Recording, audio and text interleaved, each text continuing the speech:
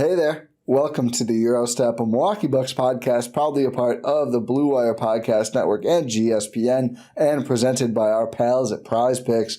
I'm one of your hosts, Ti Windisch, back to doing the same old intro because I'm with my good buddy Rohan Katti. I think it's been a little while now. It's been a few weeks. Since we had just the standard two-man. Yeah, I've been missing it. How's it going, man? You know, I'm doing well. It's been a busy time, free agency, draft, we've gotten a lot of crossover going, so that's good.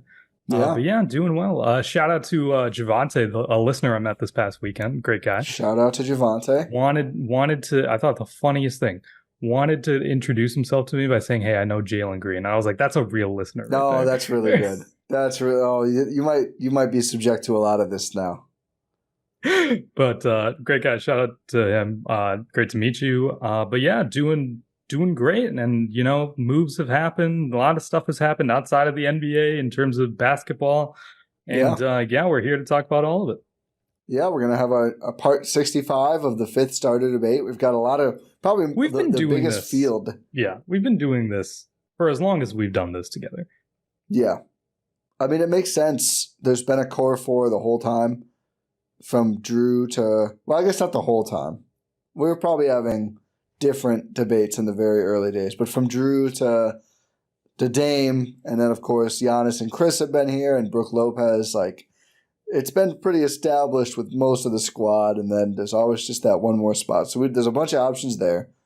Speaking of available options, talking about free agents that are still remaining, couple interesting ones, and then potential trade ideas as well, and then Giannis Antetokounmpo, as we will discuss, is going to the Olympics for the first time in his career. Kind of like somehow got past me that Giannis and Greece have not been there together. Greece has gone. The fact that Greece has only gone, obviously again, basketball Greece. The Greeks have been around in the Olympics since the very, very beginning. But the basketball team through FIBA, has only gone 4 times before. This is only going to be the 5th time Greek basketball, Hellas, is going to the Olympics, which I thought it was actually pretty shocking considering it's a club that's had, or a nation that's had a lot of success like in Euro Cups and has some huge moments in their past, but not so on the Olympic stage. It's also never medaled. I think we can, I mean, just right now would be an amazing accomplishment for Giannis' career if he's ever able to get Greece to medal. Might be more important to him than a title. I mean, at this point, it would be, I think, like a more seminal moment. He's already got 1 title. I'm sure he wants more, but being able to... No, I'm saying like in general, like even if he hasn't won a title, like medaling at the Olympics for Greece might be... It's like what I'm trying to illustrate is that this is a massive, massive opportunity and moment for Giannis in his career as he's never gone. Like you mentioned, Greece hasn't been there since 2008, I believe, for basketball. That's right, yeah. So just an incredible time, incredible moment, and we'll talk more about that later. We will. But first... the new 5th starter debate. So since I think we potted together, the Bucks signed Delon Wright. They signed Taurean Prince, which didn't necessarily see coming, although I did like the day before mention he could be back as a real target because the Lakers are just kind of filling up their roster. Have the Lakers signed a free agent? Max Christie? Like an outside free agent. I don't think they have. Bronny James? You know what I mean. I don't think so. Like, just they haven't signed a free agent who played for another team. I don't believe so. Well, when you get 3 guys who aren't good opting into the player options you for some reason had to give them last year, makes it tough. Rob Pelinka can't figure this thing out, man. It's maybe Magic was the real brains behind the operation. Who knows? It's weird that the Lakers are kind of kicking out all of their superstar people over the years. It was an interesting moment with James Worthy, where he basically said, "Thanks, Lakerland, for the legends," but then like later the same day was like, "I'm not actually out of here. Don't worry." I don't know. Did you hear about this at all? I did not. Are you talking about him on the post? He's on their media. Yeah. He does their media. He was on the hot mic joking about them bringing in Bronny, basically, and it seemed like they fired him and then took it back because like the first post he made, there was no way it was just like being misconstrued. He said like, I loved being a Laker, like, thought I'd be a Laker forever. Like, it was very clear that some sort of hammer was dropped, and then I think there was some outrage, and then he was brought back. Whatever happened there. But just a a very interesting thing on a team that supposedly prides themselves for like taking care of these legends. And I mean obviously just think about Jerry West. Yeah. The Jerry West stuff was highly publicized afterward. And I thought it's funny, the Hornets, who are about the polar opposite of the Lakers when it comes to, everything, status franchise. Although they made an incredibly distasteful move after, honoring Kemba Walker the way they did and then immediately bringing him in as a coach is like the right thing to do. And I thought it was a cool thing to see. Yeah. Then killed all the goodwill immediately. Yeah, as they are wont to do. But anyway, the Bucks, they have a couple of free agents who could be the fifth starter. They have a couple of young players who could be the fifth starter. Andre Jackson Jr., AJ Green, maybe even a MarJon Beauchamp. I mean, would you throw Pat Connaughton in there? Do you even want to entertain that? No. You and I talked about this with Adam. Yeah, with Adam. On our last episode after the Taurean Prince signing. And I can't. I gotcha. Plus, we have so many other names to talk about. So is that 4? Am I forgetting anyone else that you think should be, or 5? Am I forgetting anyone else besides Andre Jackson Jr., AJ Green, MarJon Beauchamp, Delon Wright, Taurean Prince? Are you going to factor in a Bobby Portis jumbo big lineup? I think I will not. Can we factor in some guys who are still in the open market? We can, but I'd say let's debate the current roster, and then let's do that as part of the next segment. Okay, fair enough. Because I do think there's a solid chance that we get another player or a trade, but I don't think it's a sure thing by any means. And obviously these 14 players currently on the roster are pretty locked in at the moment. We got some interesting news about Haywood Highsmith that we'll probably get to later. Somehow, despite him being the world's best defender, way better than that bum Rudy Gobert, according to his agent, he got $5.5 million per year, which real steal for Miami. But the Bucks were trying. But we'll get to that. Out of these 5 players, and I really don't have a set opinion on this yet, and I don't think it's because I think there's a surefire starter coming in. I just think they all do. They're all really different players. I don't think there's very much skill overlap between these 5 players. So Delon Wright is like the least impressive if you're not familiar with his game and you just look at his box score. It's like I'm at 4 points per game. What is this guy? I think a really nice skilled player, long enough, a really impactful defender, can handle the ball, can shoot a bit. Like I think there's upside there. I don't think I'm leaning toward Delon Wright to start, though. What do you think about, before you just say who you think out of those 5 players, let's just do one by one first. I was going to say, I have 2 players who I think should not be the 5th starter. Okay, let's start there. Okay, one of them is Delon Wright. Oh, wow. And this is a player who, like you're saying, I agree with everything you're saying, Ty. He's a very skilled player. Box score does not necessarily reflect his abilities. Can be a good defender, a good system defender. Can handle the ball well. Does not turn the ball over. High in terms of feel for the game. He's a really good player, and I think he could definitely close a lot of games for this Bucks team. I said that when he was signed, and I think it's a great signing for them. I don't think he should start because I think he is best suited to be a bench ball handler. And that's something that we saw a lot from the Bucks, is that in terms of what they're lacking last season is bench ball handling. They didn't have a lot. Their backup point guard, we're talking post All-Star, by the way, the real section of the Bucks season that matters. Just those 30-something games where we got a sample size. With the current coach, too. Yes. So they didn't have Cameron Payne. That doesn't count. You had Patrick Beverley, who is not known for his ball handling abilities. And then ended up becoming a starter anyway. Exactly. You have Pat Connaughton, who ended up being a de facto point guard at times, purely for the problem that I'm trying to illustrate, is that they did not have a lot of bench ball handling. You have Andre Jackson Jr., who came in out of college, out of UConn, as like sort of a point guard, shooting guard type guy, does not necessarily, from what I've seen thus far, have an NBA ready like handler to be like an initiator off the bench. He has a lot of other good traits that we're going to talk about. But in terms of being a bench ball handling guard, no, I don't think he's best suited for that. And you're running out of guys. AJ Green, that's not him. MarJon, that's not him. Like these are wings, right? If you need a bench ball handler, who are you supposed to go to? I think you have to go to Delon right there. You have to make him your bench guard, like your offensive initiating guard, because one, he's good at it, and two, you don't have any other options. So putting him in to the starting five would not be the best use of his abilities.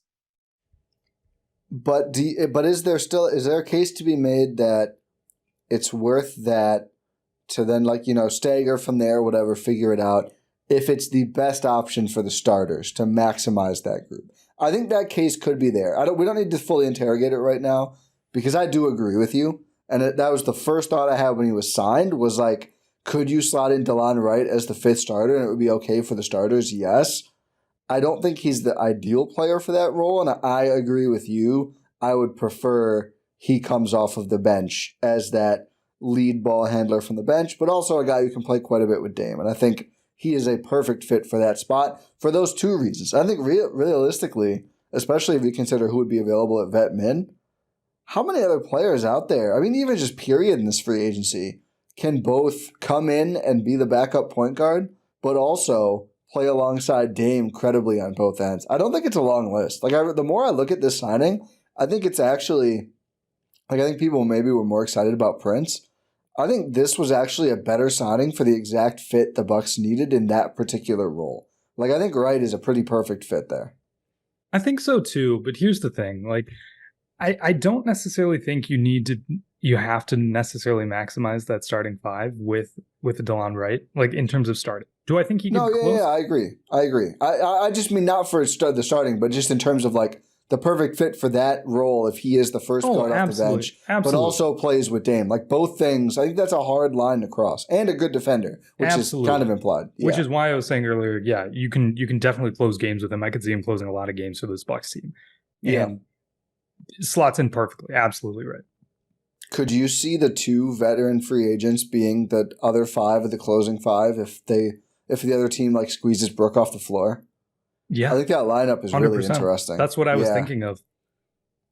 It's a really intriguing lineup because you have so much flexibility, and with Taurean Prince, like we talked about this with Adam on our last episode, but just unlocks that Giannis at the five lineup in a way that, or theoretically, obviously we haven't seen it, that boss man just couldn't, because he just doesn't have the mobility, doesn't have the actual skill set to be able to do it.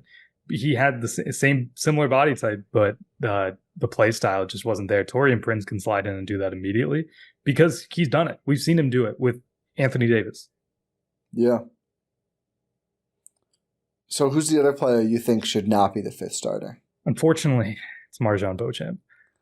Okay, he was the only one that, I mean, I don't want to say easily roll out. It's so hard anytime we discuss MarJon, because it's like, we've seen, and Doc has said, and I don't think he's lying, like, potentially the most skilled of the young guys, because, I mean, when you see his game fully come together, it looks great, but his inconsistency to me, and, like, some of the decision-making and processing, it is not where I'd want it to be out there with Dame and Giannis and Chris possessions. Like, realistically, these are the most valuable possessions of the game, and even going back to last season, even with all the issues, Giannis, Dame, and Chris, and Giannis, Dame, Chris, and Brook were like the best 3 and 4 man groups in the league with at least 5 minutes. So the last thing you want to do is put a player out there who is going to take any efficiency or effectiveness away from those groups. The Bucks are a top-heavy team. Horst and the front office have done well, I think, with these free agency signings to make them have more functional depth. But you need to, like, lean into that advantage of, okay, there's going to be some shakiness. We're going to lose some games if our guys aren't healthy. We get that. But when we have these 4 guys or these 3 guys, however you look at it, we're going to just destroy teams. And what you can't do is then put in a 5th guy who's going to make that untrue. And am I saying MarJon's not that guy? No, not necessarily. But he just still feels so theoretical in a way that, unless he is just incredible in summer league, in camp, in preseason, whatever, I would be pretty surprised as well. 100%. Yeah, it's just it's the lack of development that we've seen, which, again, it's not necessarily his fault, dealing with a lot of injuries, new coach coming in, and a lot of extenuating circumstances, right? but we haven't seen enough to be able to say, okay, MarJon, you're slotting in. Especially a guy like Doc Rivers, right? He's not going to do that. He's not. And dude, did you see the Delon Wright video? Doc was so excited. He was so excited about Delon Wright. For those who haven't seen, he is. For those who haven't seen, it was the official contract signing for Delon Wright, and Doc showed up. He was like, "Hey, where do you live? Let's get dinner at LA." He said, "Let's get dinner. It's on you. You just signed the contract, Doc. You make triple that per year. You make way more than Doc. You just signed a contract too, buddy. It's much higher paying than Delon Wright's." 100%. Like Delon Wright's Delon was like, yeah, sure. Like Delon, come on, at least stand up for yourself. Yeah, split the bill. Like, come on. I mean, these are both ridiculously wealthy people, but I'm going to say Doc's net worth is substantially higher. Oh, 100%. 100%. Has Delon gotten a big contract? Let's see. What's Delon Wright's career earnings? Spotrac. Kind of concerned here. Delon Wright. 50 million. All right, he's sleeping okay. He's sleeping just fine, Ty. I totally forgot is a Mavericks gave him a big contract? Yeah, he got like 1 year, $8 million or something. Yeah, he got 2 years, $16 million from the Wizards at one point as well. Nice, good for him. Yeah. Oh, it looks like he got like a 3-year deal from the Mavs, it looks like. Oh, okay, and then like got traded and stuff. Yeah. Yeah, 3 years, $28 million. Actually with Memphis. Maybe got traded and then 2 years. Anyway, Delon Wright is eating good. Still less career earnings than Doc Rivers, but I guess he can afford to buy a dinner. He can indeed. But Doc does seem super excited and for the right reasons, right? He slots in perfectly all the stuff we were talking about, but he's not gonna do that with MarJon Beauchamp, right? Again, unless maybe Summer League talked him up, man. He talked him up. Do we know if he's playing Summer League? Dude, the Bucks have not announced their roster. I am like actively refreshing the page because we've seen a lot of the other ones. I get it. They just announced the full coaching staff today, which is still stacked, as we've already talked about. We're not going to go deep into that again. I know there's a lot going on. They like have these rookies on a whole press tour, which is kind of funny because it's like they're not going to play for 2 years, but they're going to do 8 podcasts. But no, they haven't announced it yet, so we don't know. I think he will. It's kind of a lose-lose for him. I think it's embarrassing to go year 3, but also, like, if you don't go, you're falling behind further. Like, they put Ajax on a graphic. I feel like Ajax is going. We'll see about AJ Green. AJ Green, I wouldn't mind if he didn't go. I think he's fine to not go. Like, we know. We know what you got.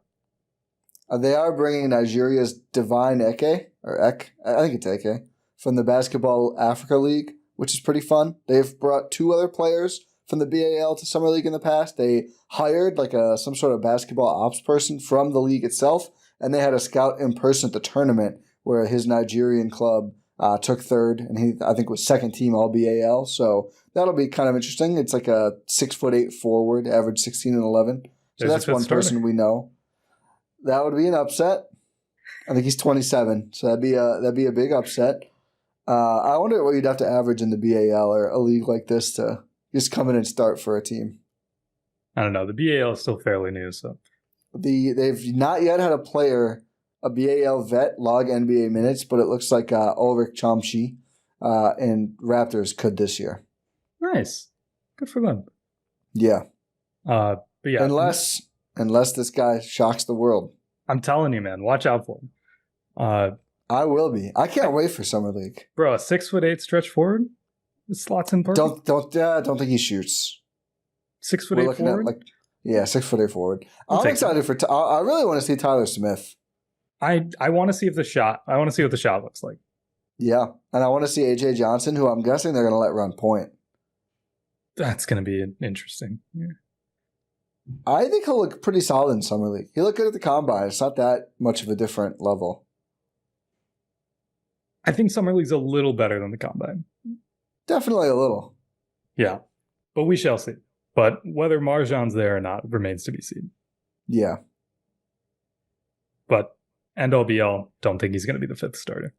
I'll say another guy who I don't expect it to be out of these 5. I think AJ Green is unlikely. Disagree. Well, I mean, like... Unlikely or doesn't fit? Somewhat both. I mean, I think he fits fine, but I think... So then why is it unlikely? Because I think there's better fits. Okay.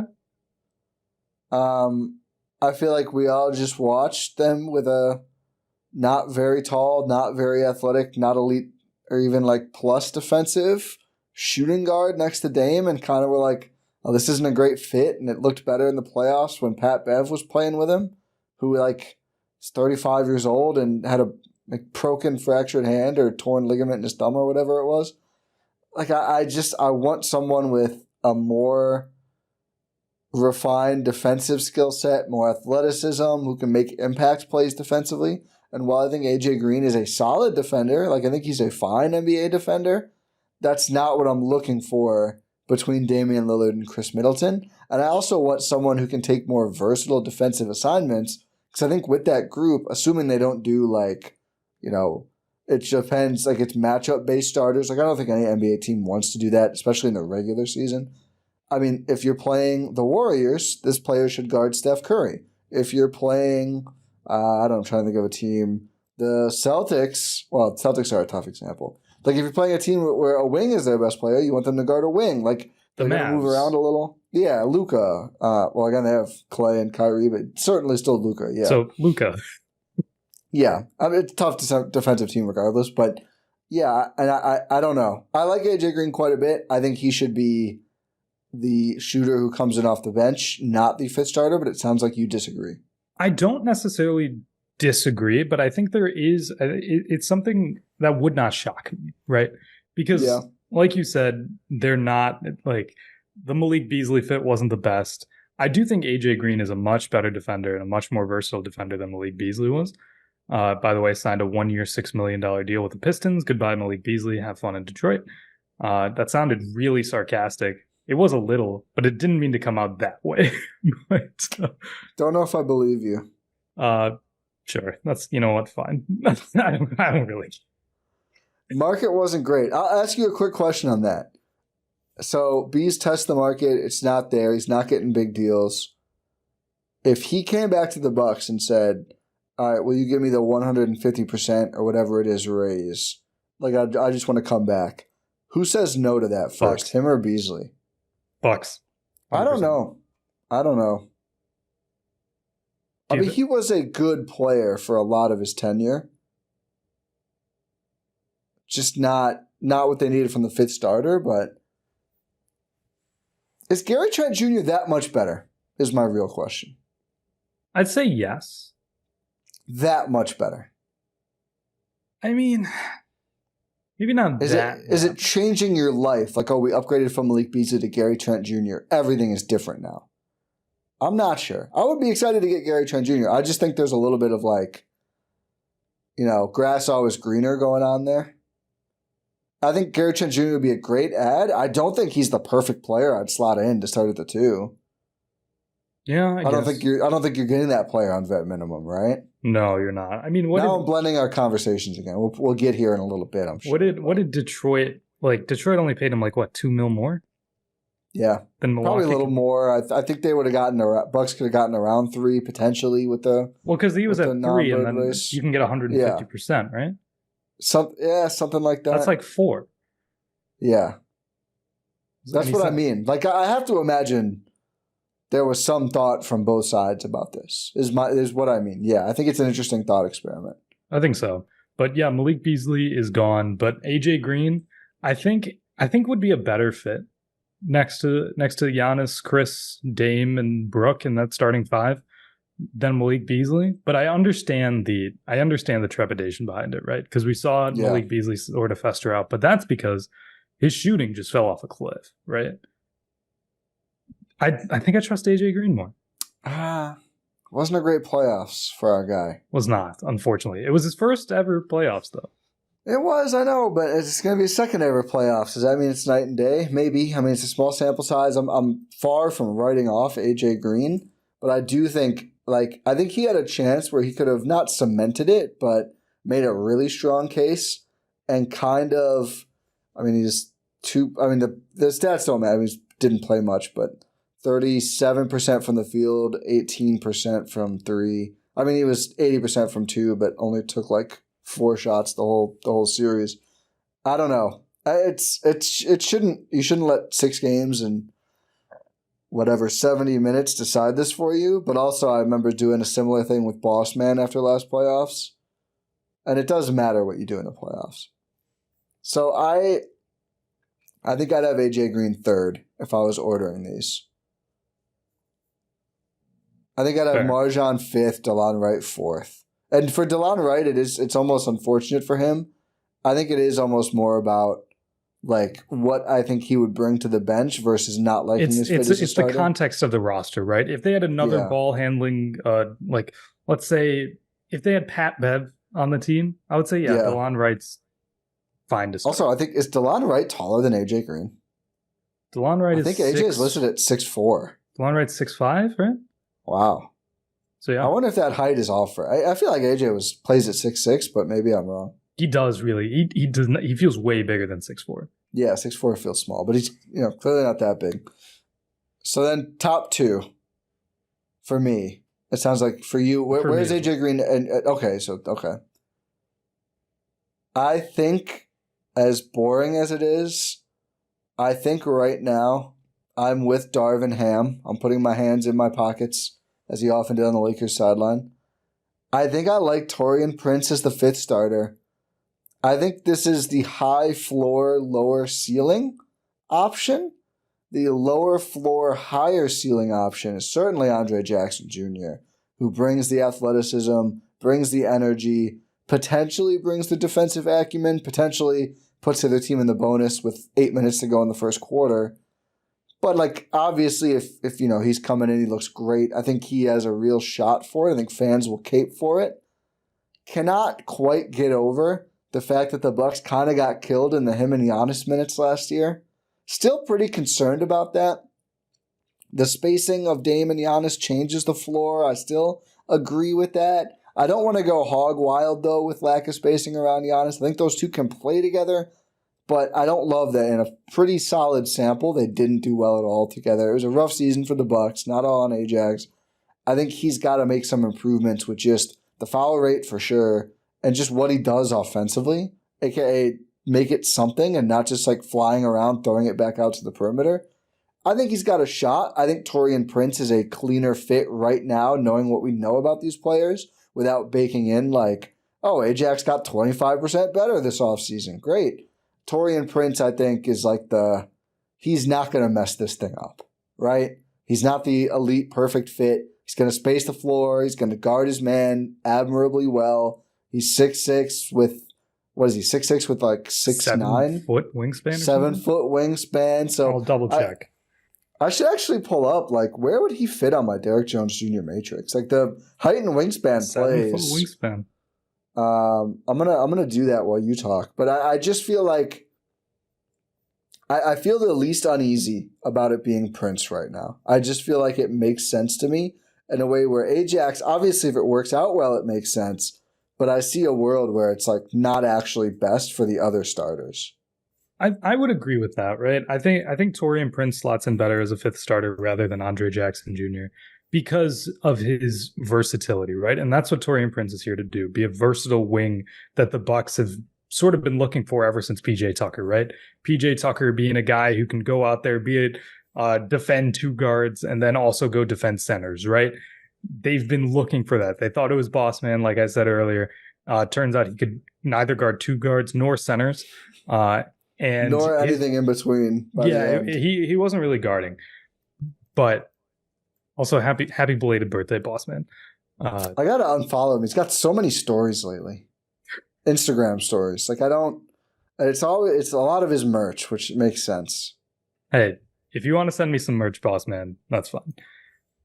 Sure. But he never was that guy, and coming off the bench, it kind of felt like what he could be, a floor spacing sort of proto forward, did not really do anything off the bench, because what it just doesn't make a ton of sense to do that, right?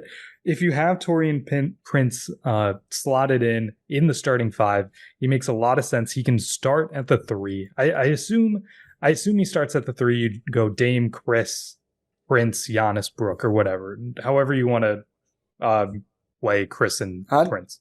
I think technically he'd be the two in that lineup. I think he would too. I've referred to him and Chris as 3.5s. I think realistically, like he's going to probably guard. They're both threes.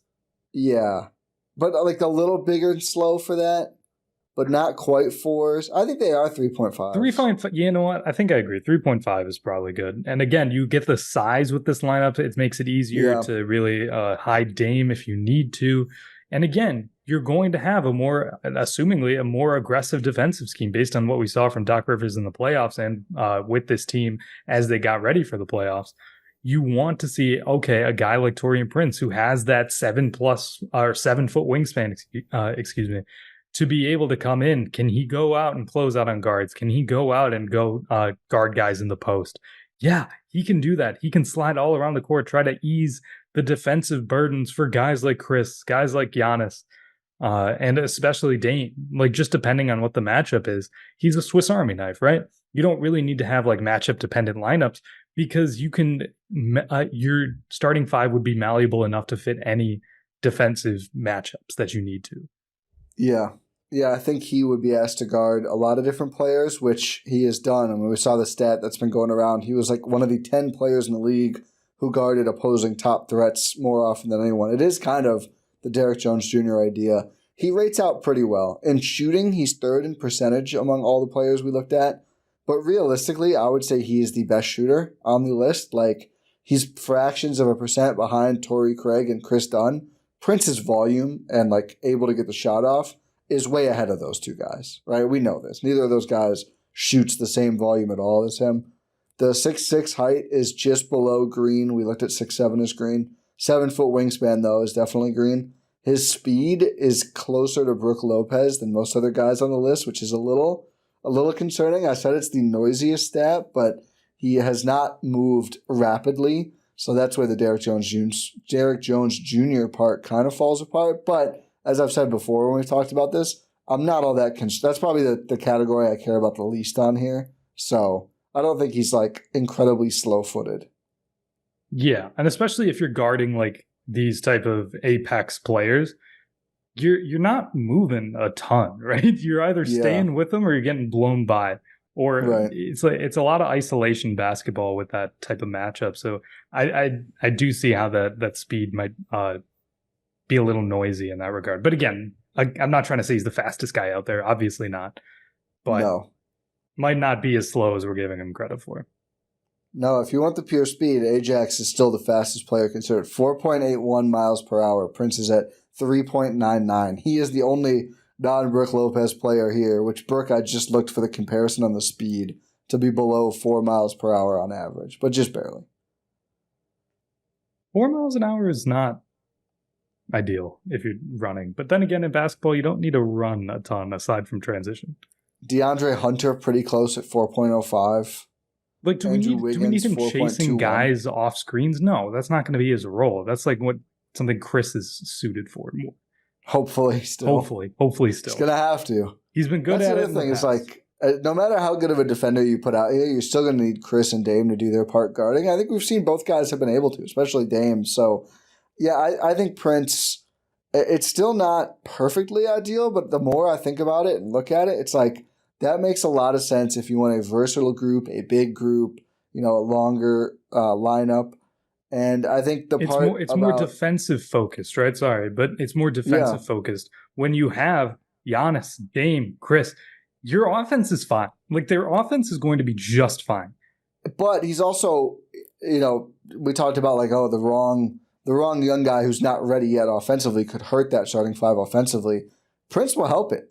I mean, he is, I think for, probably Bucks fans, we want him to be this like stretch forward, defensive, switchable anchor. Like, again, he's taken on those assignments. He's not an elite defender. He's never going to make an all defensive team. Hopefully, he somehow flips around and does that. But like, right, that's not the player coming in.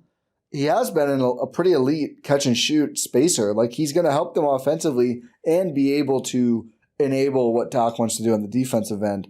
It's a really nice signing, and I think right now there's no player that straight up makes more sense than Taurean Prince to start with the Bucks.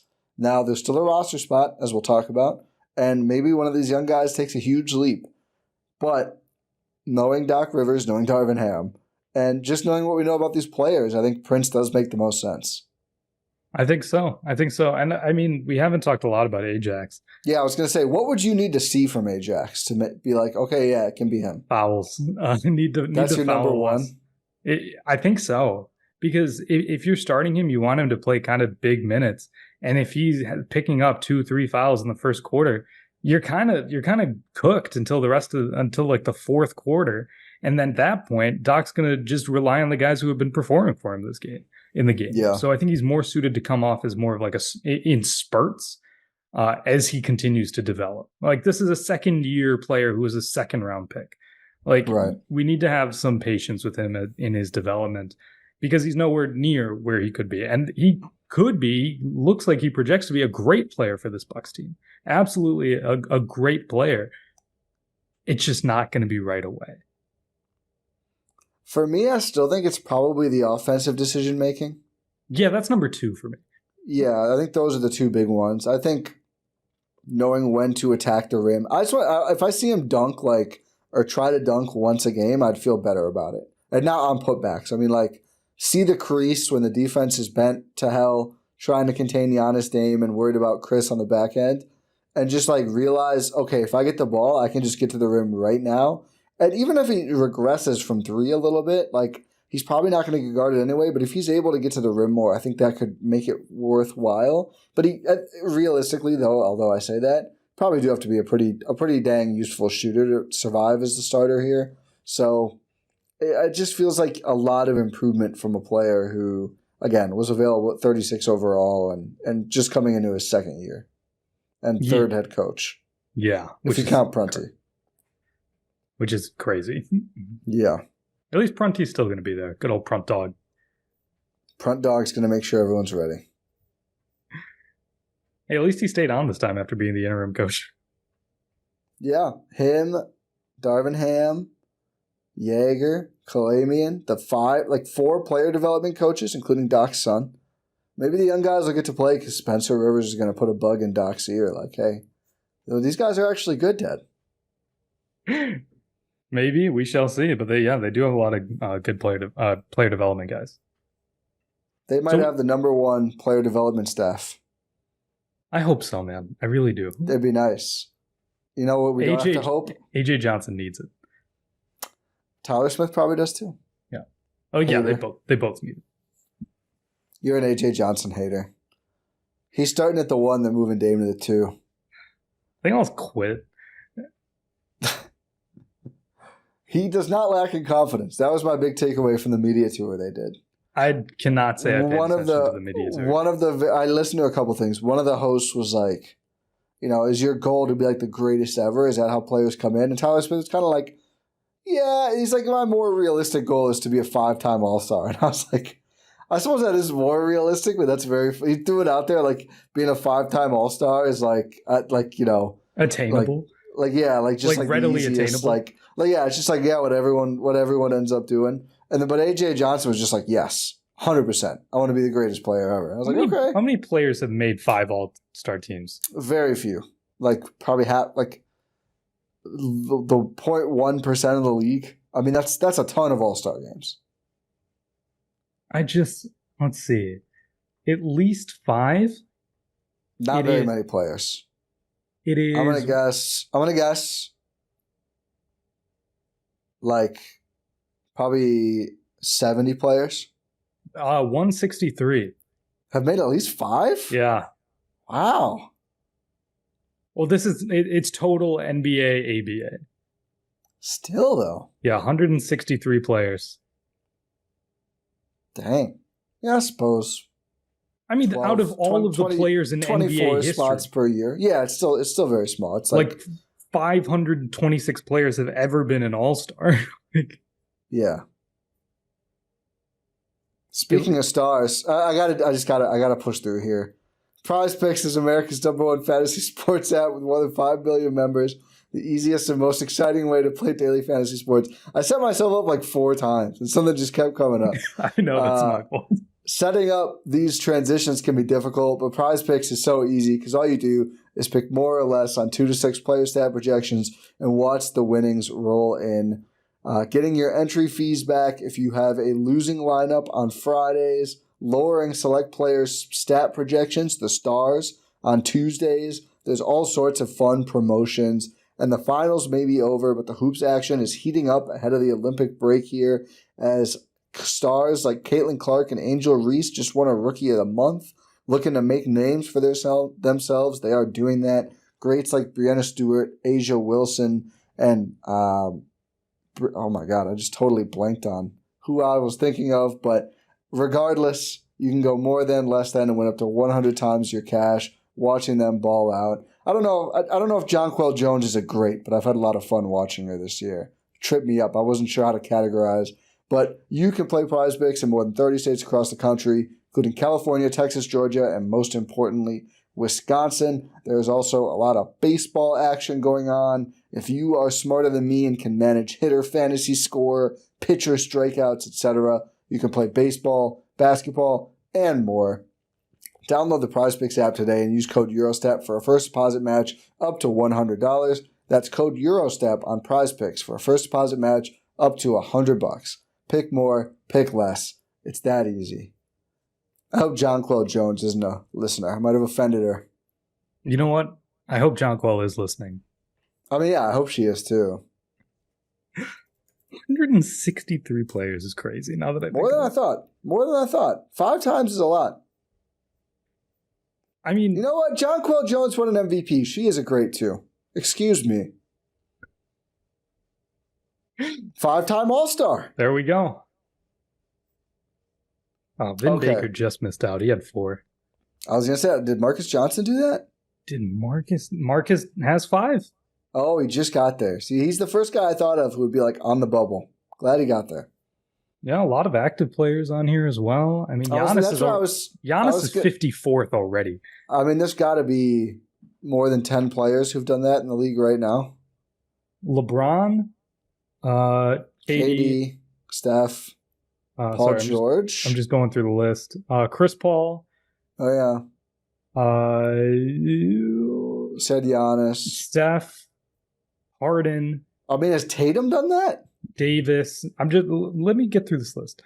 Okay. Paul George, Russell Westbrook, Giannis, Kyrie, that's 10. Dame. Oh, yeah. Embiid. Wow. Okay, where's the next active player? I think Jimmy Tatum, Butler. Tatum is probably at 4 or 5. DeMar. Oh, yeah. Wow, DeMar got 5. DeMar's got 6. Wow. Jokic. Oh, yeah. Kawhi. Kyle Lowry. Wasn't sure. I bet Kawhi hasn't played in 5 games, but that makes sense. He's been on the team. 6 Kyle selections. Lowry has 5 All-Stars? He has 6. What? Wow. Still going through this list. Luka is at 5 right now. Wow. Okay, so Tatum's got to be there too. Yeah. Wow. Al Horford. Okay, maybe this isn't as difficult. Maybe Tyler Smith can do this. Donovan Mitchell. Dang. Tatum. Clay. Yes. Oh yeah. Draymond, maybe. Retired. Maybe not Draymond. No. It's 22 active players that made at least 5 All-Star teams. Not that hard. Tyler Smith, good goal. It is very hard. What are you talking about? Maybe aim higher. That's a lot of guys. Okay. How many players have ever played in the NBA? Now? Oh, a lot, but 4,800 players around. So 4,800. Was that 4%? 4,800. It is 3.39%, 3.34%. That's solid. That's bigger than I thought.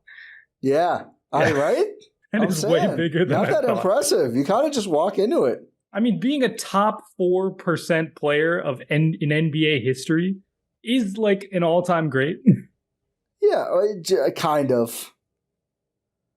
I'd say, yeah. I mean, I think those 20 players. Kyle Lowry, yeah, all-time great. Come on. I know. Let's be for real here.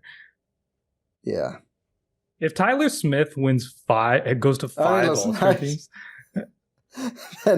Then build the John Horst statue. Build the Tyler Smith statue. Next to the Tyler Smith statue. Build the Milt Newton statue.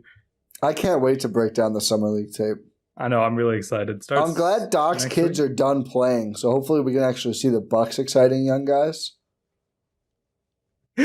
Oh, man. Yeah. Anyway, available options. Who is your number one, still on the market, player via trade or free agency you would want to see the Bucks acquire? They have one open roster spot, absolutely zero money outside of Vetman to spend. I think 3 total draft picks they could trade, if that. Not a lot of resources, but who are you looking at, eyeing up and saying, I want that player to be a Milwaukee Buck? Markelle Fultz. You took it. Come on. What? I was going to be mine. I thought we were both going to have different. So why'd you let me go first then? I didn't think you were going to say Fultz. I thought you'd be a Gary Trent or trade guy. Okay. Gordon Hayward. No. Ew. No. Wow. Right wing Rohan at it again. Markelle Fultz. I mean, like, you know what? Actually, Spencer Hawes, because I want someone who's going to speak his mind. That's what Rohan's saying.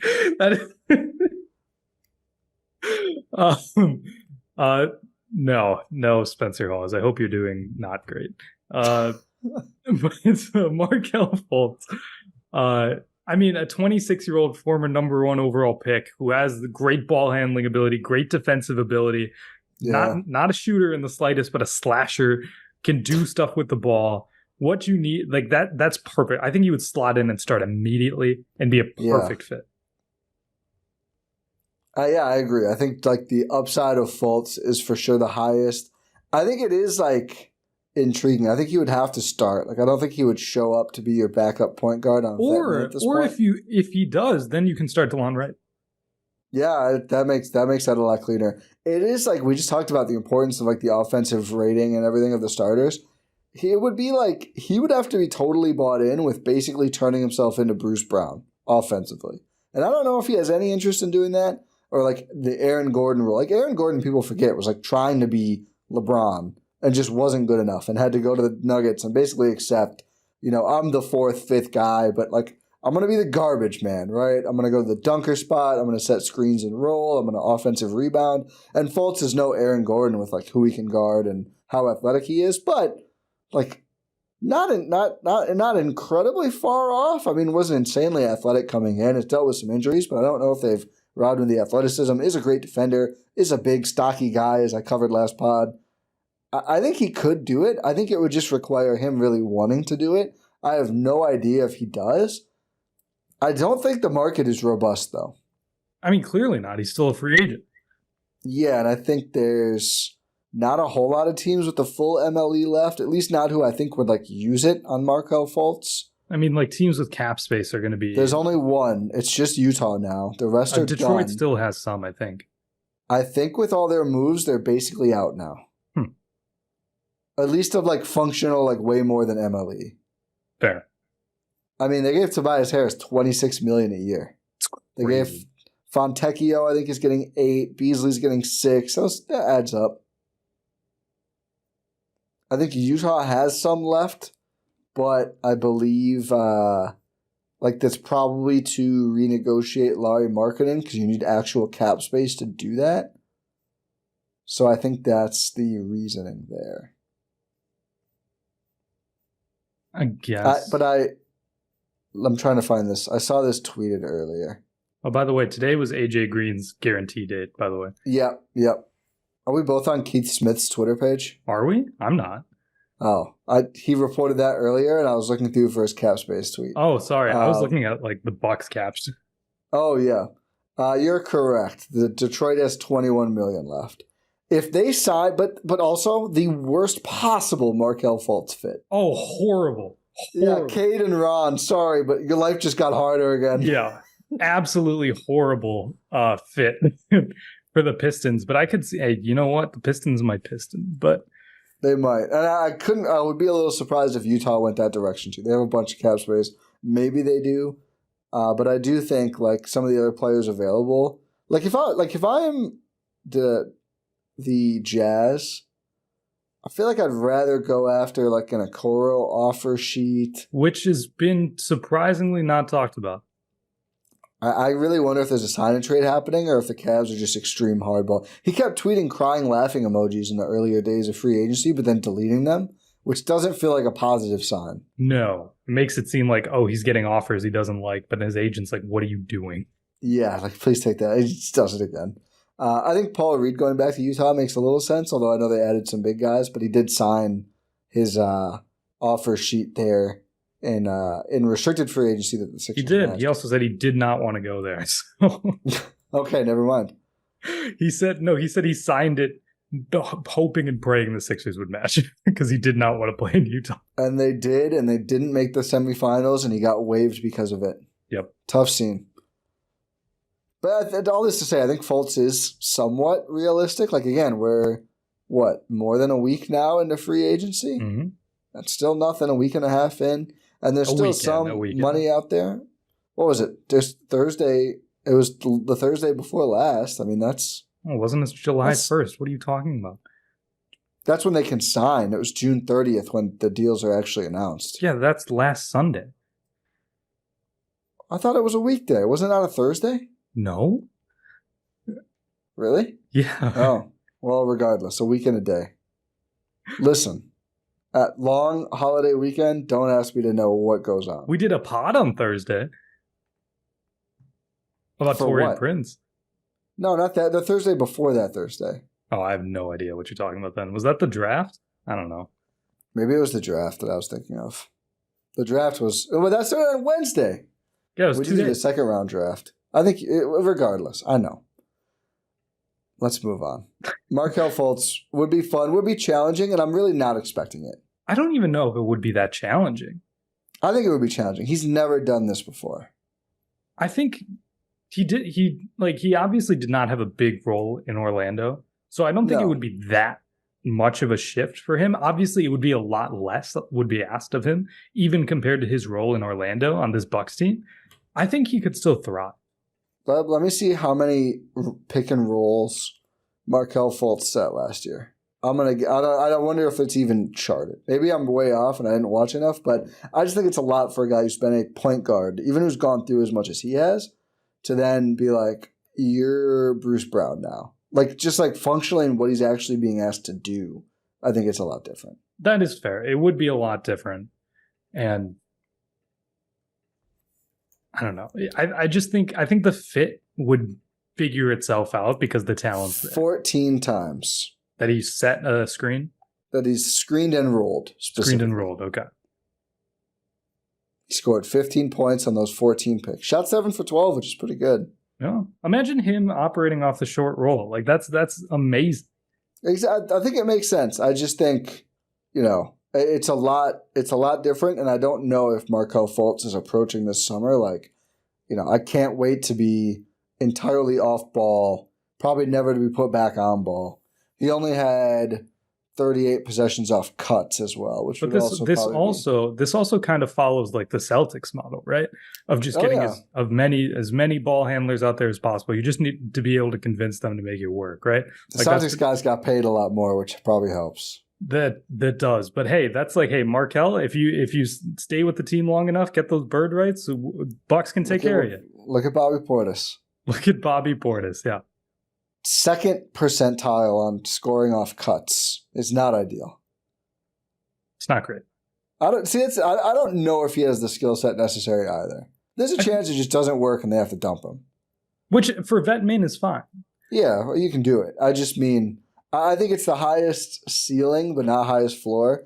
I think after the report that came out today about Highsmith, I think Gary Trent Jr. is in play. Just the deal itself? Dame plays to call. Wait, what? Dame plays to call. For Haywood Highsmith? Dame was working the phones. Wait, I missed Jackson. This. Barry Jackson of the Miami Herald. The Bucks and Suns pursued him at minimum. Hold on. He tweets a lot. Yeah, wait. I did not hear about this at all. You said this was today? Yes. Damian Lillard called Hayward to lobby him. Huh. I don't know when he called him, which is actually important because if they were working on this post Prince, then they're aggressively trying to fill the 15th spot, which would be, I think, news. I don't know if they're going to. They obviously still could, but it would make sense if Dame was also calling Gary Trent Jr. along the same lines. Yeah, 100%. And yeah, Gary Trent Jr. Former teammate. Yeah, a guy we already talked about a little bit. Sort of a Malik Beasley fit, a bit better. I think just a better offensive player. Yeah, he's got a more well-rounded skill set.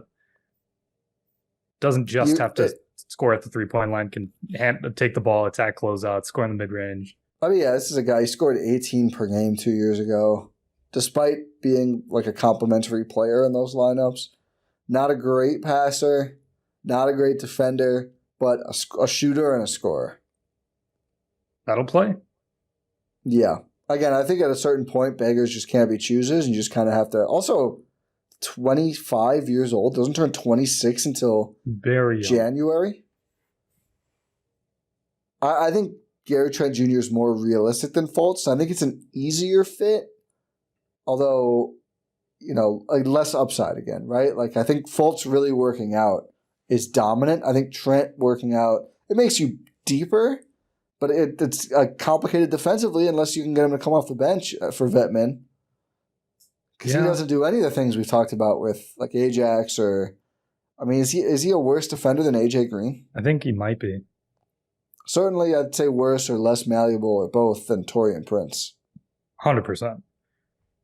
And again, that's why I just think... imagine teams just... trapping Dame at full court, and then you just let Markelle Fultz run with an advantage. Yeah. That seems terrifying. It does. I mean, they're just going to ignore him. Okay, and he's that's fine. He knows that now. Yeah, I think it could work for him. I think it's probably what he needs, frankly, given that he hasn't been able to shine at the same level as a ball handler or scorer and more traditional half-court offense. What other team could give him, a contending team could give him this large of a role? Well, I think that's what the Bucks have over everyone right now, is they're the best team where you can realistically come in and start still. Yes. You could maybe say Philly, but I think their starting five is probably set now with Oubre and Martin. Yeah. I mean, although quietly, is that the best 3-and-D starting lineup? I mean, what would it be? It would be Maxey, Martin, PG, Embiid, and who? Oubre. Oubre? You're starting Oubre? I assume. I mean, he's starting Batum left. Batum won. He ran from Won't play with Paul George. Yeah, won't play with Paul George. I don't know. Lowry? Bring him back? They're trying to. Oh, good. I like that for them. Yeah, me too. But, I mean, the thing about this current crop of free agents is a lot of the good ones are gone, right? So it's out of the guys who you can conceivably think could start, it's Fultz, Trent. Lonnie Walker. What? Lonnie Walker. Lonnie still Walker. Here. Dennis Smith Jr., I think is a little small, but I still think could. The shooting, it's maybe. Sadiq Bey. Sadiq Bey would start for the Herd. Yeah. Wesley Matthews. By the way, the first guy we ever had a fifth starter discussion about. I don't think we'd have another one. I would welcome him as a coach. Patrick Beverley. Still there. No, I've heard no buzz. No. Mr. 50 himself, Malachi Flynn. Okay, you're losing me. You know Luke Kennard is still out there? Yeah, I'm aware. Isn't that weird? Not really. It's a little weird. It's a little weird, but also I'm not shocked. I think the Grizz are going to bring him back, but it's odd it hasn't happened yet. Yeah. Okogie, Sounds like the Suns want to bring him back, but I mean, Isaac Okoro. I mean, we've been over the restricted free agent thing is like impossible for the Bucks. They'd have to renounce and then sign for a vet, which I don't think happening. I mean, at that point, you just take the qualifying offer and be pissed for a year. I mean, like, obviously, not Robert Covington. Your guy, Gordon Hayward? He is a free agent, yep. Evan Fournier? Like, that's the thing with these free agents, right? It's like none of these names. Precious Achiuwa is a little exciting.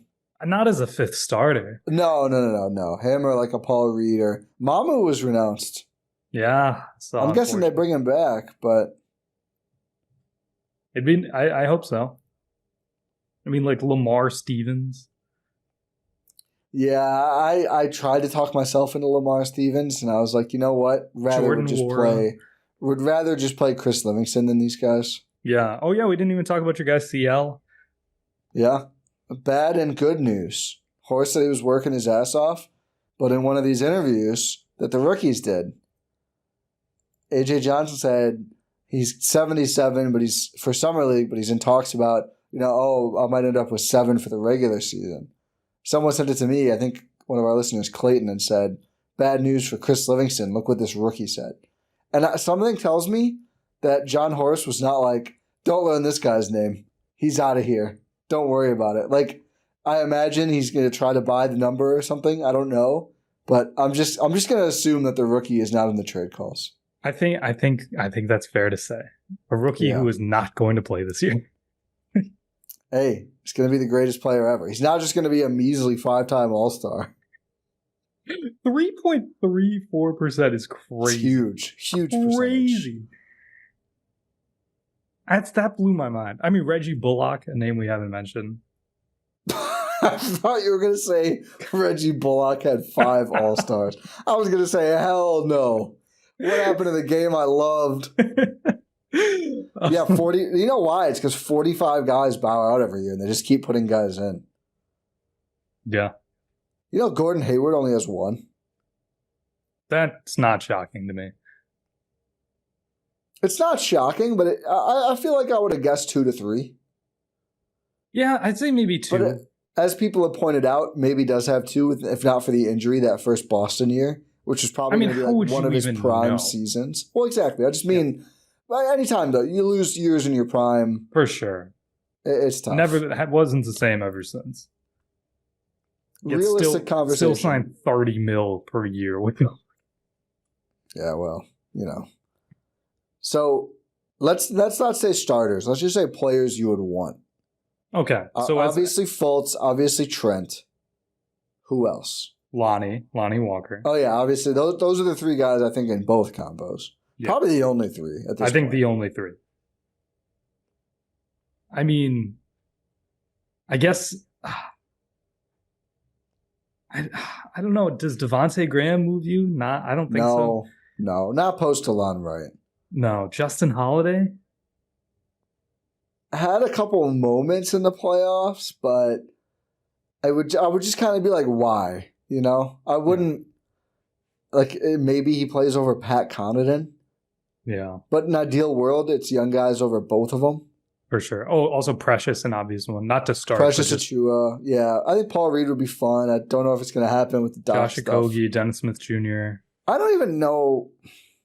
Probably to those guys. More so to Dennis Smith Jr. than Okogie. Yeah, more Dennis Smith Jr. than Okogie post Prince and Wright. Yeah, again, it's like, I think there's a line where I'm not even interested because I'd rather just give all of those minutes to Ajax and or MarJon versus watching Josh Okogie knowing the whole time he's just not going to be guarded at all in the playoffs. Yeah. And I think that's kind of it. I mean, unless you want a guy like Svi Mihailuk. I don't. Yeah. No, we're good there. Also, Thanasis. I feel like but reading between the lines, I think he's taking the year off. I think that makes sense for everyone involved. He's going to rehab, hang out with the club, He's with Greece right now. Same deal. The club, like when you with say the club, no, with the basketball club. Okay, you said he's gonna hang out at the club. I was like, that doesn't seem like both. He's gonna have time. I mean, that doesn't seem a very Thanasis thing to do, but I've seen how he guarded that guy in the Greek league. He's probably tearing up the club. Yeah, with a walking boot on. Yeah, poor guy. I know. He looks good in the coaching apparel. I will say he looks great. Somebody commented on our last pod. You guys need to not slander Thanasis so much. What are you listening to? I'm the biggest Thanasis supporter out there. I mean, it was one with me and Adam. I think Adam wasn't. I mean, Adam said a lot more about Thanasis. All I said is he would make sense on the coaching staff. He not skill wise, literally cannot play this season. Yeah, he's injured. Yeah, but I would like him around the team. So that feels complimentary. Yeah, saying you're such a positive. We want him around the team. Find a way for him to stick around. Yeah, we want him there. Yes, like that's not even a question. We want him there. Yes, and ideally also a roster spot. But both. Yeah, especially this year. Next year is a different story. We'll see. But no, he's looking great in that Greece polo. It's a great color scheme. It's amazing. Speaking of Greece, really good color scheme. Yeah. The Olympics. They have qualified. Do you have any trade guys you're still thinking about? Oh, I just want to dump Pat. I don't need to. Second apron. Yeah, but it's like, what asset are you willing to give up? I don't know. Like, I think the Pistons would give you an asset. I don't know if they would anymore. They got Beasley, they got Tobias, they got Fontecchio, they have their 85 young guys who can't I love shoot. how you put Fontecchio above Pat. They love Fontecchio. I know. Fontecchio has put himself above Pat the last 2 seasons. They would love Pat so much. 38% is better than 33%. Sources are telling me. That is true, but is Simone Fontecchio a landlord? Maybe in Italy. I don't know. Which could be even more. Does Trajan that's imposing. Need some financial help with acquiring properties? These are the things we're not considering. Dude, he goes there. He meets Tom Gores. He buys a prison. It's a pretty bleak timeline, actually. No. Send him to San Antonio. Patsy would cook in the Texas property market. Oh, my goodness. Patsy would be cooking. They're talking about building a new arena downtown. He's going to be in on that process in San Antonio. 100%. Let's get Pat there. But that's the only trade I really have at this point. Yeah, I'm like, the people are still like, they got to trade Brooke. They got to trade Bobby. You can't anymore. I mean, you could trade Bobby. I just think, like, what are you getting back realistically? With the Brooke thing, it's like, who's your center? Exactly. Daniel Tice was the best free agent, so one of them. He's gone now. So it's either you somehow get Precious Achiuwa, who's kind of more of a 4, or it's like, you want Paul Reed starting at center? B-ball Paul? I don't. No. I don't want Chimezi Metu. I don't want Mamu. I don't want Muscala. These are your starting centers. Gallo, the Rooster. The Rooster. Had a good run with Italy. I think they got knocked out. Markieff Morris? No. Or is it Marcus? One of the Morai? I think it's Markieff. It's helpfully put M. Morris. Thanks. I think it's Markieff Morris. You got to go 4 letters deep to know which Morris it is. You do. Which I think is very funny. Yeah. But that's it for trades. Like, I think at this point with this Bucks, I mean, anything can happen, right? They traded for Dame in September last year. But anything can happen. But as of right now, I think it's just you can trade Pat, get below the second apron, and that's about it.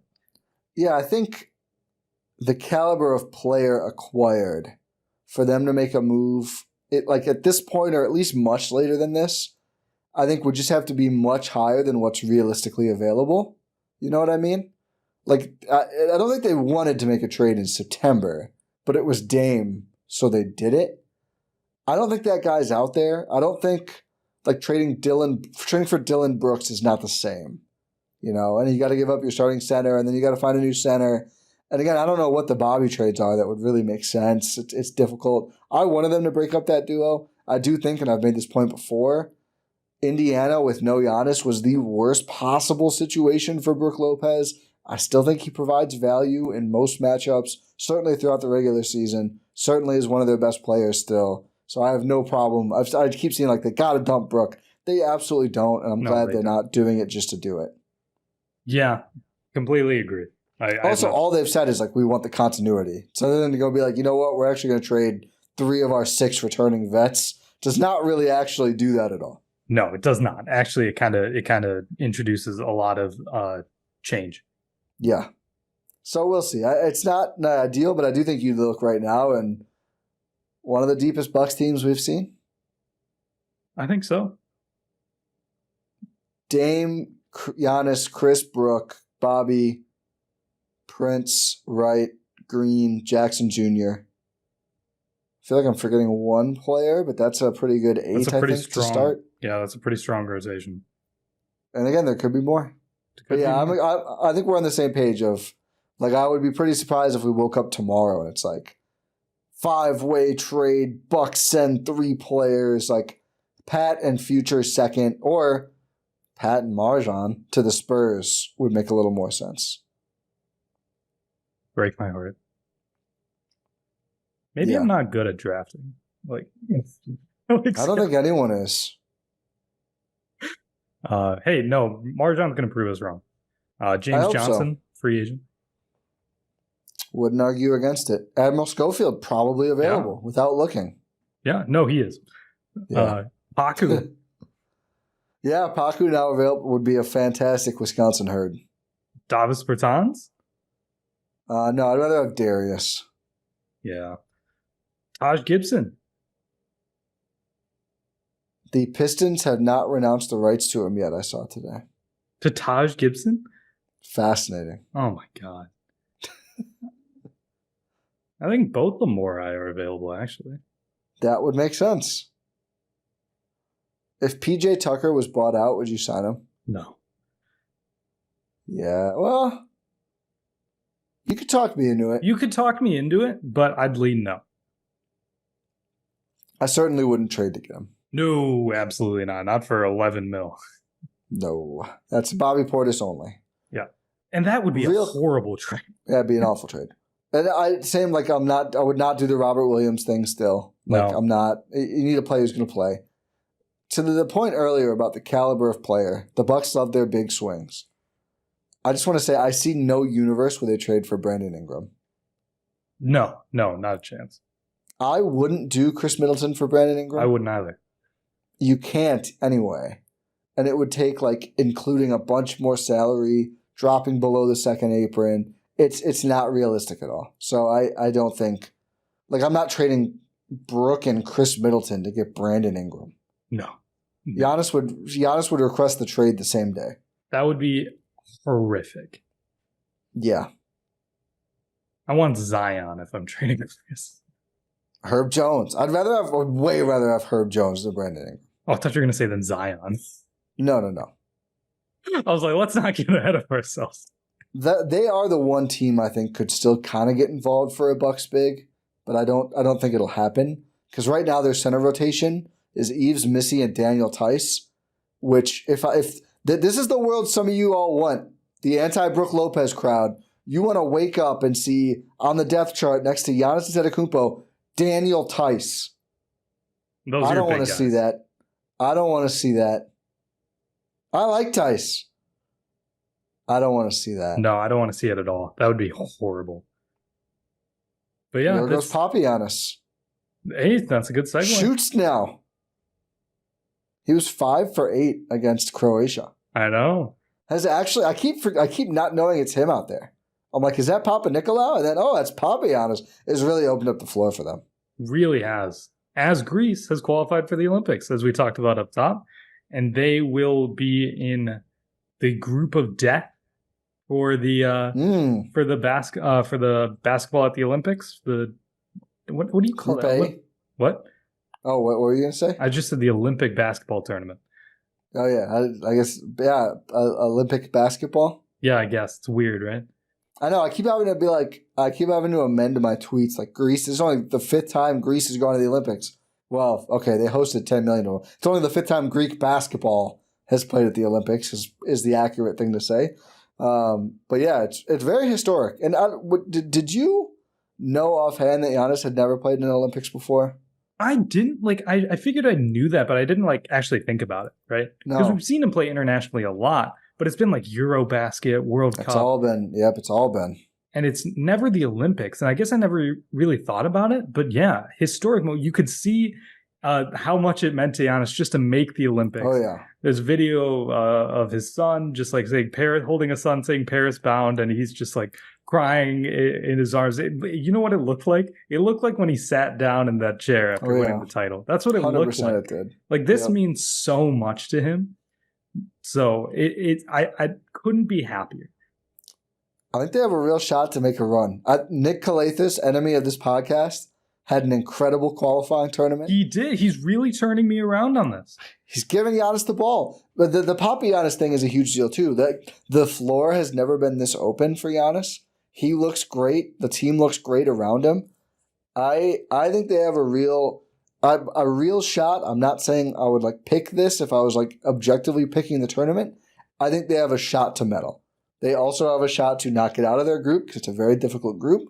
But I think this team is playing at a really high level. I mean, they beat Slovenia. They beat Croatia. These are good teams. I mean, it was a hard way to get into the Olympics. They beat Luka to get there. They got rid of Slovenia and Luka in the semifinal. Then they beat Croatia in the final of the Dario Saric, Mario Hezonja, Ivica Zubac, who had a great tournament as well. That's a good team. Do you see that Saric got into a fight at a bar after? I think one of the other guys was there too. Oh, it's Zubac too, right? Yeah. I can't believe it looked like they were losing the fight. I could not imagine that two people not winning most fights. How? How are you not winning the fight? Yeah, that I was kind of shocked by that. The homie's a free agent. That actually, why is he not on these lists? Isn't he a free agent? Saric? No. Didn't he get? I thought he was. Did he get signed? Oh, maybe you're right. Maybe that's why. Oh, the Nuggets. That's right. Yeah. Very strange, given the Duran Holmes thing. Yeah. Anyway, but Greece is in Group A for the Olympics here. There are 12 teams in the Olympic basketball tournament. Group A is Australia, Greece, Canada, and Spain. Group B is France, Germany, Japan, and Brazil. Group C is Serbia, South Sudan, Puerto Rico, and the United States of America. So just looking at this, in Group A, very, very tough. And to explain how these group stages work in this tournament, it's as follows. So the top two teams in each group will qualify, plus the top two remaining third place teams qualify. So out of the group stage where there are 12 teams, only 4 teams will be eliminated as you go into the knockout round, which goes quarterfinals, semifinals, finals. So in Group A, in all of the groups, you play 3 games against the other members of your group, and then the top 2 advance from each group, and then the top 2 remaining third place teams. Simple enough? Yeah, I think so. Okay. I don't think it's the group of death. I'm going to push back. I think it absolutely is. This Spain team is not great. Australia and Canada are. Australia's good, not great, I would say. Canada's very good. Canada's very good, and Australia is good relative to these other teams, right? Like Germany has the Wagner brothers, Japan has Rui and Yuta, Brazil. I don't know who's on Brazil's team. Bruno Caboclo. Nice. They have a couple players. They're not very good. Australia's team, by the way, here it is: Dyson Daniels, Matthew Dellavedova, Dante Exum, Josh Giddey, Josh Green, Joe Ingles, Nick Kay, Jock Landale, Will Magne. I don't know who that is. Did you say Duop Reith? Duop Reith is there as well. Jack McVeigh, Patty Mills, and Duop Reith. That's a good squad. They need Patty Mills to be that guy again. Giving Dellavedova the spot over Matisse Thybulle feels potentially costly. Yeah, cutting Thybulle, obviously. They do have a lot of weird kind of the player archetype. It's all either initiators who don't defend or wings who aren't great initiators. And then Duop Reith. And Jock Landale. Yeah. Nick Kay, I think, is a big guy who's always there too. 4 first-time players, though. I like their team. I think they're beatable. I think Greece can beat Australia. I think so too. And the important thing to remember is that Greece has the best player in the group, right? Yes. They have the best player at the tournament, you could argue. Yeah. because Giannis is arguably the best player in the world. Yeah. It's just, it scares me a little bit because Greece has one NBA player. That one NBA player is potentially the best in the world. But the Australia has a ton of NBA players. Canada, here, do you want to hear Canada's roster? It's loaded. Canada, I won't argue. That's a Kyle Alexander, Nickeil Alexander-Walker. You're starting at the wrong. You can't do this. This is the list I'm reading. Okay, I'm just saying, like Nickeil Alexander-Walker. You're like, you want to hear this roster? Kyle Anderson. No, Kyle Alexander, not even Kyle. Oh, another Kyle. Okay.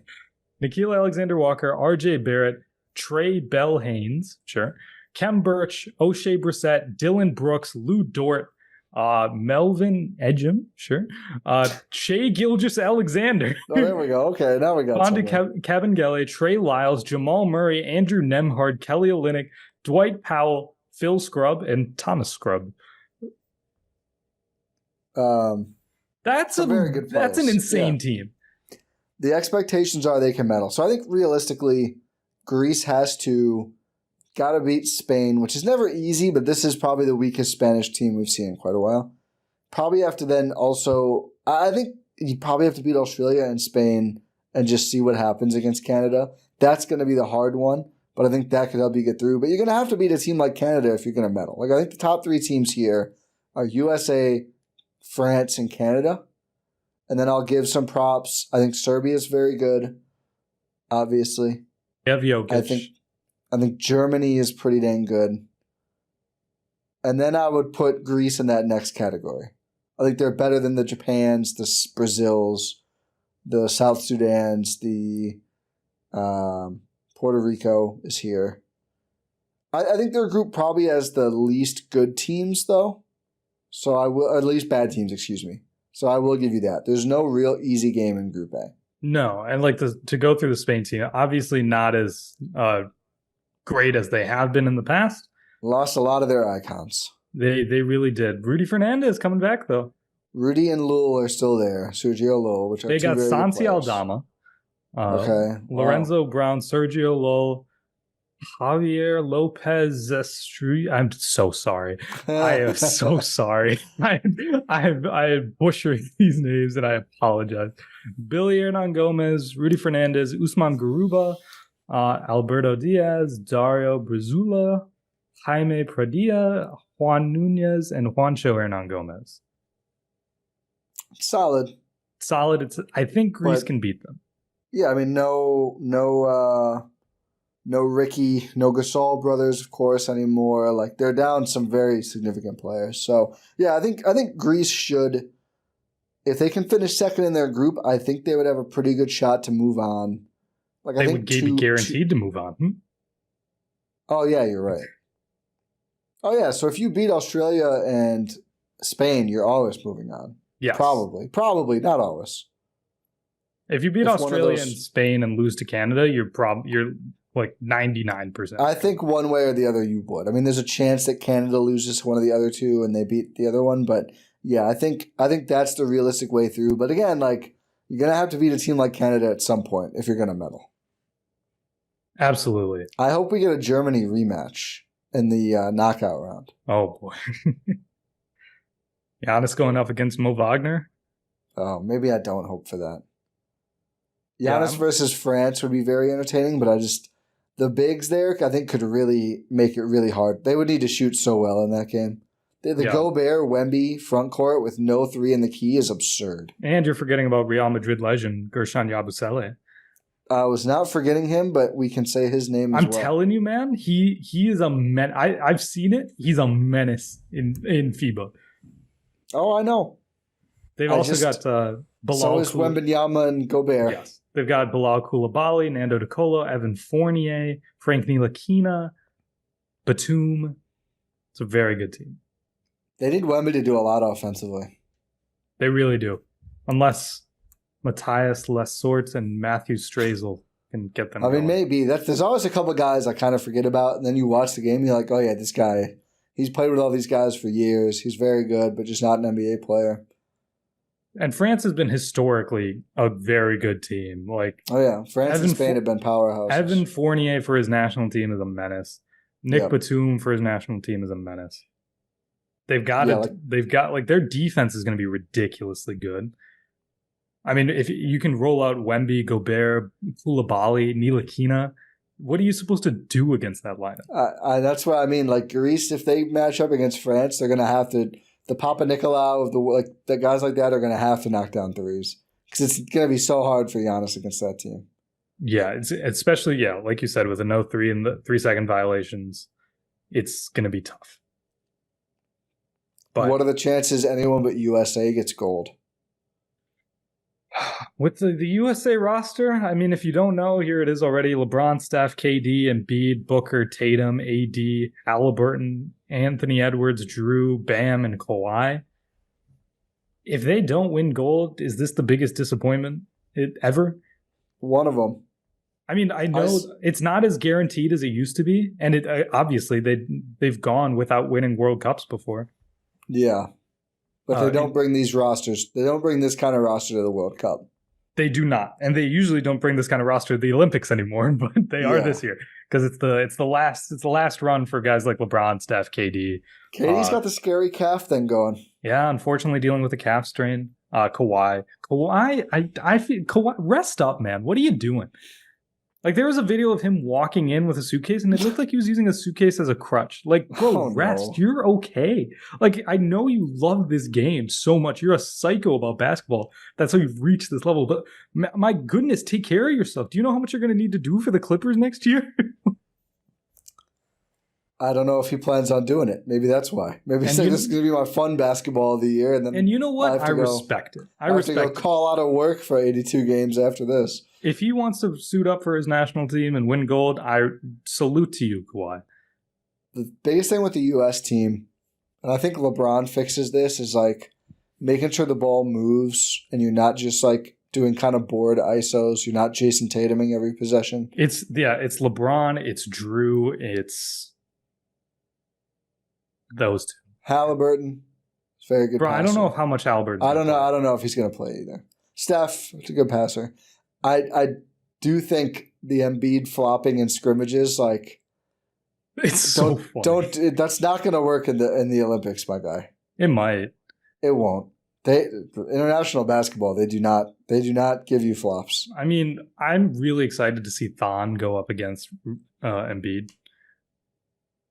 Thon just owns him.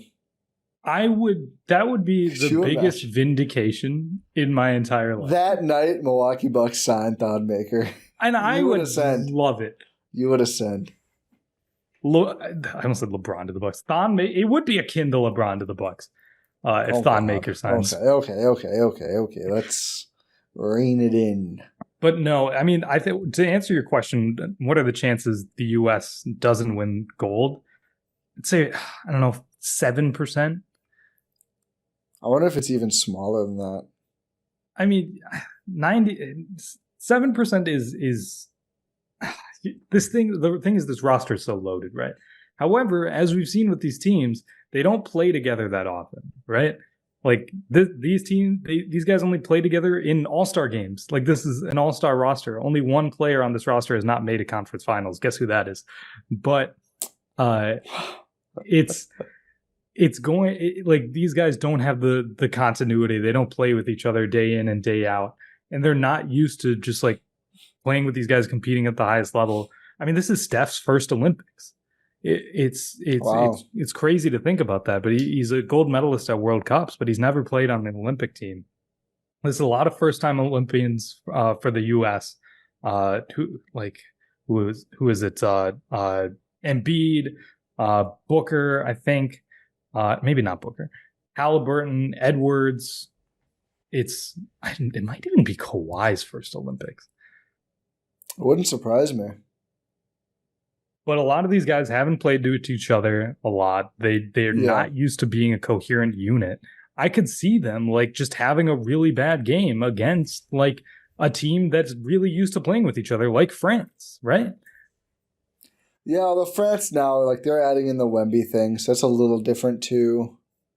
But I see Kawhi your point. has never played for Team USA because he has not won a medal. And if he's playing on a team, I assume they medaled. They didn't that one year, but I still don't think he was there. The Pop Brooke Lopez year. Oh my God, yeah, where they finished fifth. like 8th. They finished eighth, I think. It was pretty crazy. I think the talent level's just too high as well. I think, though, you're not guaranteed a medal anymore. As good as these guys are, you still have to come the correct way. You have to carry out a game plan. I just think having LeBron there, I feel like he's going to keep them on schedule. They're already talking about how hard he works in every practice. Kerr's got a man boner about it and everything. I think he's going to keep the offense clicking. He's such a good decision maker. They're so potent. I really do think, though, if you took LeBron off this roster, I would kind of be I could see there being enough playmaking gaps where I get a little nervous, assuming Halliburton probably isn't going to play a ton. I mean, you assume they make it out of the group, right? Because their group is Serbia, South Sudan, and Puerto Rico.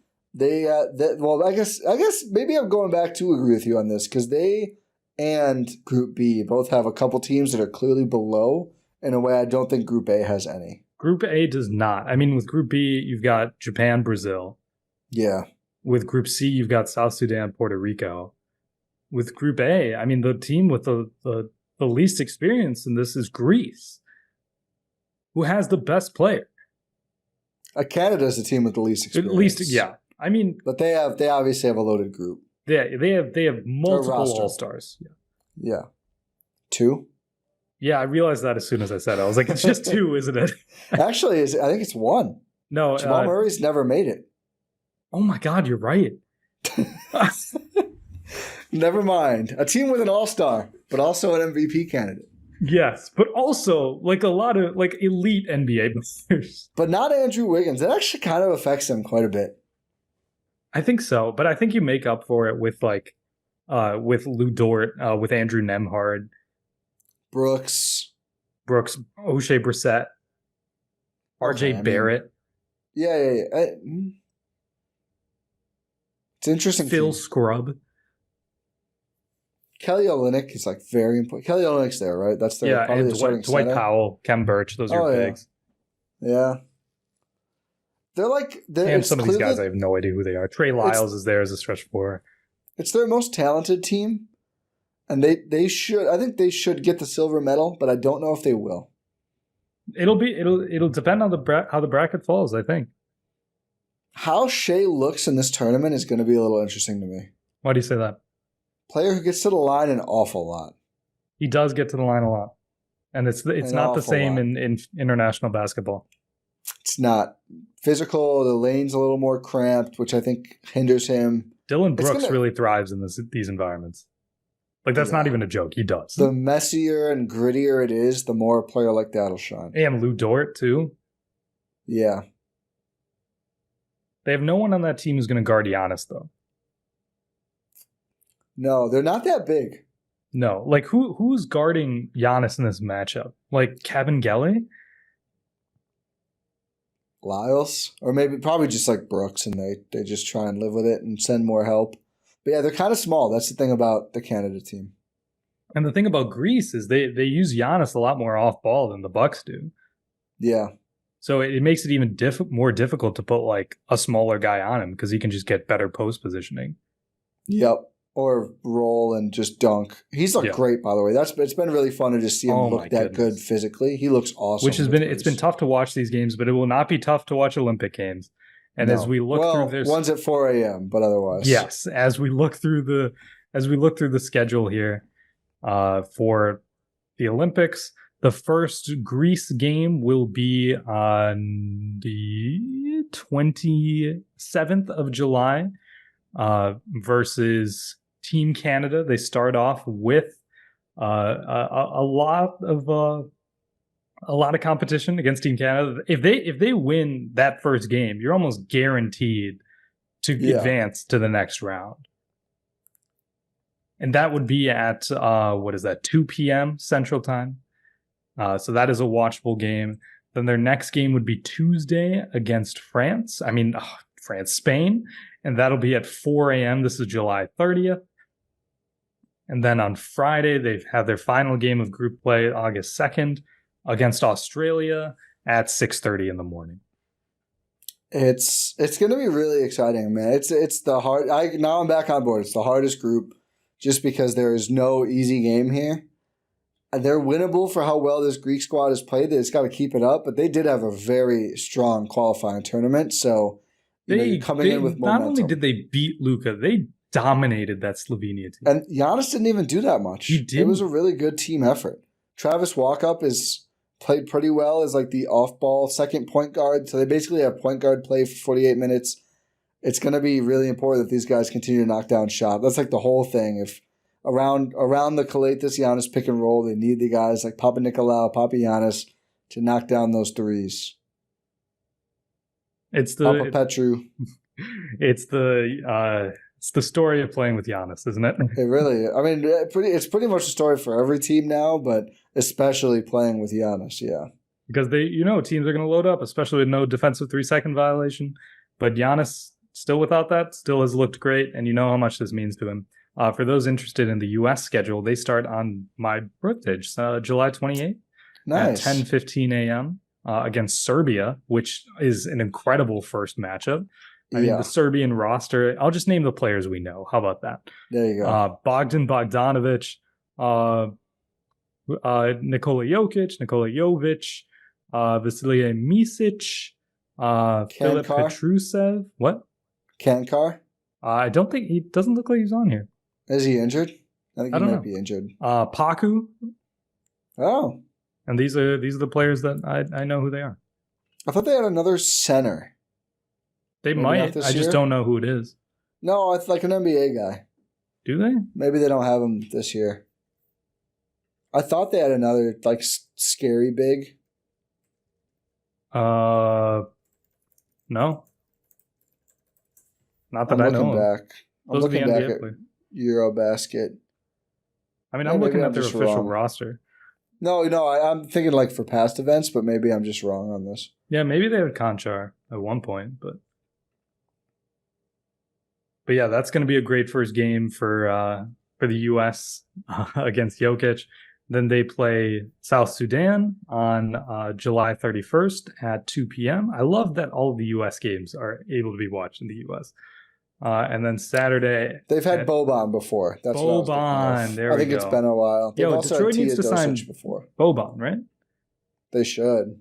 I mean, they have nothing else fun cooking or important. No. Then U.S. against Puerto Rico, 10:15 a.m. on August 3rd. By the way, South Sudan's roster, we were talking about this before. They've got, out of players that we know, Deng Adel. Why do I know that name? Did he play in the NBA? I mean, let me look. Bol, Wenyan Gabriel, Herd Legend. Thon Maker, Makura Maker. He was on a couple two-ways, but that's about it for Deng. Mariel Shayok, that name sounds familiar too. Yeah, he went to Iowa State. He played with Tyrese Halliburton. Yeah. And JT Thor? Still technically in the NBA. Is he? Mm-hmm. I thought he was a free agent. I thought he was still... I thought the Hornets are sending signs to him, but he's still on the roster. But that's South Sudan. And Puerto Rico, I believe their only NBA player is Jose Alvarado. Yeah. And again, they won their qualifying tournament, so kind of wild. And they beat like a really good team as well. Bahamas, didn't they? Oh yeah. With DeAndre Ayton, with Eric Gordon, Buddy Hield. Was Gordon there for this tournament? I don't know if he was. I don't know if Gordon was because of the free agency. I know that guy was, VJ though. Something who was just absolutely dominating. Like was the guy, Edgecombe, Edgecombe, the draft prospect. Yeah, he was dominating. He was crazy. Yeah, he's going to be excited for the Olympics. We got just about less than 3 weeks to go until then, and we will have a Bucks player there. With Giannis Antetokounmpo, they're playing for the national team. There's rumors that he is going to be the flag bearer for Greece in the opening ceremony, which I cannot even imagine what that would mean to him. Our friend Miran Fader wrote about how he wanted to be a flag bearer for Greece in the past, and it's just could be a dream come true for him. I can't wait. I hope it happens. You were right about JT Thor. Free agent? Yeah, they declined a team option. But has been in the NBA. Moves. Yes. So South Sudan. Again. Can you imagine if South Sudan beats the U.S.? I hope they do. That would be genuinely one of the most shocking games I could remember. I think it might be the most shocking game, right? What if this is the game where Thonmaker shows that he is the guy Kevin Garnett said he would be? I looked up his China stats while we were talking and Lebanon stats from the last year, and I don't think so, but you can dream, Rohan. I mean, we had Rondé Hollis Jefferson playing like Kobe. That is true. Anything can happen. That is the fun of international basketball. Anything can happen, and we'll have you guys all covered as we start this. But yeah, Giannis, By the way, how are the Euros and Olympic soccer happening like a month apart? Because that's crazy. Soccer, right? They play year-round.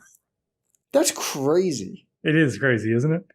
Yeah, I mean, I know Copa America too, like not just Euros, but most importantly Euros, but like they're gonna play, like all the countries play these international events, and then like a month later, like yeah, let's run it back. Actually, it's insane to me. It's wild. Yeah, I think fewer teams will be there. So yeah, but still, it's crazy. How do you? I guess this is like part of the soccer off season, and they like take breaks and stuff for this, but it's like that's a lot of time gone from clubs. Yeah, but this only happens like once every 4 years. So yeah, we shall be excited. Could you imagine? Sorry, I know you're trying. No, you're good. You're good. Imagine if it like somehow like due to postponements and stuff, this probably could have happened around COVID. If it was like Euros, Olympics, and World Cup all in the same year. I don't know. They just have to like cancel the Premier League. They're like, yeah, we have no time for this. They'd cancel one of those three. Like you can't. Yeah, or move them. Yeah, that would be ridiculous. Their players would just be getting injured left, right, and center.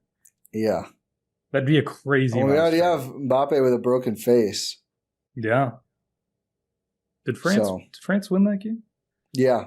The one against Portugal? Portugal, yes. Yeah, penalties. Without Kylian, and they hit all 5. Yeah. You know what's crazy? That Copa does not do extra time before penalties. Oh, really? I didn't know that. They do 90 minutes plus stoppage time, and then they go penalties if it's tied. I actually was thinking about this. As fun as it is to watch, it's ridiculous. If I was invested, I would hate the idea of penalties. Oh, they're the only sport that does this, right? It's so fluky because, like, it's like if you just get it in the goal, you probably have like an 80% chance of it scoring. The goalies just really have to guess. Yeah, it's just guessing. It's like you see them dive and the ball just goes straight at where they were, and it's just like, what are you supposed to do? No, I think I would mostly stand still. I don't think I would even dive. I don't know what I would do. I think I'm standing still. I mean, if I see it, I'll go for it, but I'm not going to try and predict. You can't if you see it, it's too late. You can't react in time. The ball's going too fast.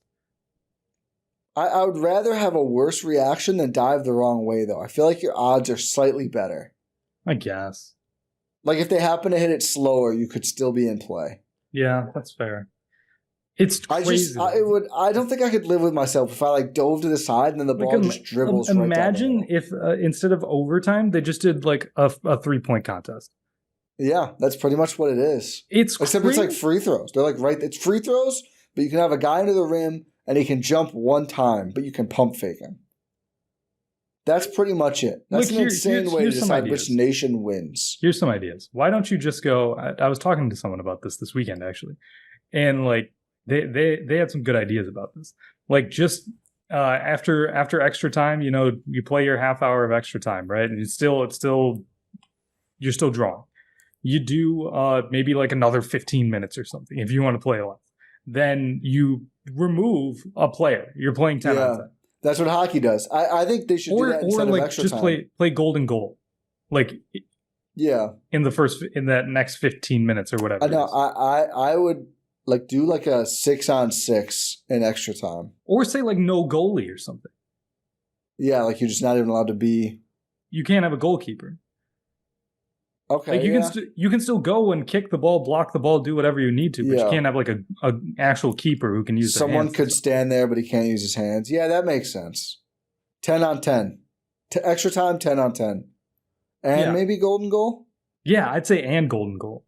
Just like try and get it over with. Because the thing about it is like the product does suffer. Extra time, I watched that game. They're just like kind of like there's like 2 real attacks in the 30 minutes. They're kind of just dribbling around. Like they're all exhausted. Like let's speed it up. You had 90 minutes. You get 2 more subs. Let's say that too. Sure. You have more subs. I can't pretend to know the sub rules well enough to. I think you have a limited number of subs, I believe. So you get. I think that's right, but yeah, you get more subs. So it's like you can swap guys in and out, right? The soccer/football strategy component is crazy. Like they'll do a sub in the 89th minute for extra time, and I'm just like, man, like, and they talk like that. He's gonna be cold. Like it's so hard to do this. They brought in one right before the end of extra time just to take PKs. Like that's crazy because like the finality of it. All the sports where you can't put a guy back in if you take him out. I find it to be so dramatic. It's absolutely insane. Like you're taking Mbappe out because he had a broken face. He got hit in the face after having a broken face, and it's like, oh my god, he can't even take penalties. It took him out like pretty soon before where he wouldn't be able to. I was like, man, that's got to be a hard decision. Yeah, he must like be just dying. Yeah, which it seemed like he was.